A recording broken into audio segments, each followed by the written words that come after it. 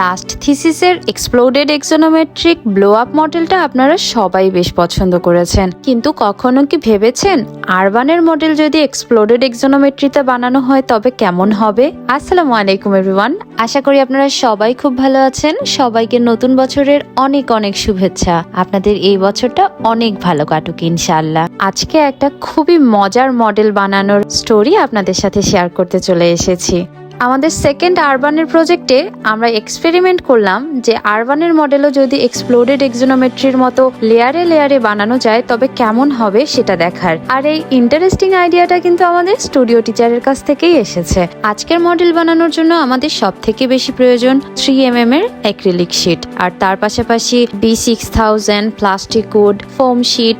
আজকে আমরা বিভিন্ন কালারের ফোম শিট ব্যবহার করব, কারণ আমাদের মডেলে একটা লেয়ারে সার্কুলেশন থাকবে, একটা লেয়ারে ল্যান্ড ইউজ থাকবে, একটা লেয়ারে ওয়াটার বডি অ্যান্ড গ্রিন এরিয়াগুলো থাকবে, অ্যান্ড আর একটা লেয়ারে আমাদের পুরো সাইটের ম্যাপটা থাকবে। তো এই হচ্ছে 4টা লেয়ার, যেই 4টা লেয়ারে আমরা এক্সপ্লোডেড এক্সোনোমেট্রি মডেলটা বানাবো। 3mm এর অ্যাক্রিলিক শিট তো হাতে কাটা অনেক টাফ, তাই আমরা এগুলো আগে থেকে লেজারে কাটিয়ে এনেছি। অ্যান্ড সার্কুলেশনের জন্য আমরা রোডের একটা প্রিন্ট দিয়ে নিয়ে এসেছিলাম, যেখানে প্রাইমারি, সেকেন্ডারি অ্যান্ড টারশিয়ারি রোডগুলো কালার করা ছিল, অ্যান্ড সেটা একটা প্রিন্টেড পেপার থেকে কেটে কেটে আমরা সার্কুলেশনের পার্টটুকু বের করে নিব।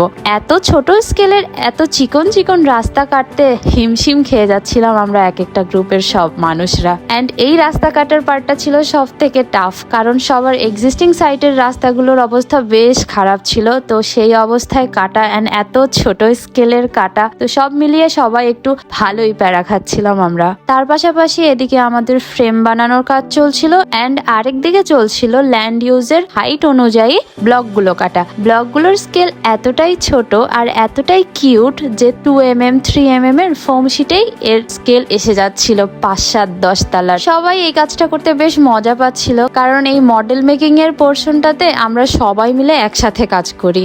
যেদিন আমরা মডেল বানাই সেদিন আমরা সব গ্রুপ একসাথে মডেল বানাই, অ্যান্ড একই রকম কাজ যখন সব গ্রুপ পাশাপাশি করতে থাকে তখন সবাই অনেক বেশি উৎসাহ পায়, এন্ড সবাই অনেক মজার সাথে সাথে কাজগুলো করে। এন্ড আজকে আমরা কোনো প্রকারের কোনো কামলা ডাকিনি, আজকে আমরাই সবাই এই মডেলটা বানাবো। কিভাবে মডেলটা শেষ করব এন্ড আদৌ এই এক্সপেরিমেন্টটা ওয়ার্ক করবে কিনা তা দেখার জন্য অবশ্যই ওয়েট করবেন নেক্সট এপিসোডের জন্য। আজকে এই পর্যন্তই, আল্লাহ হাফেজ।